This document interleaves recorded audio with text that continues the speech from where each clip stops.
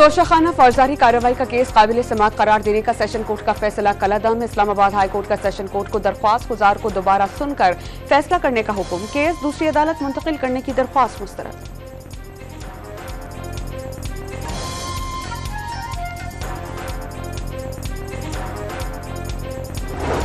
9 मई के वाकयात पर chairman PTI की बहनों उस्मा खान और अलीमा खान ने 4 मुकदमात की तफ्तीश में जीआईटी के रूबरू अपना बयान रिकॉर्ड करा दिया। दोनों बहनों का जना हाउस और दीगर सरकारी अमला को नुकसान पहुंचाने से इजहार लाताल्लुकी।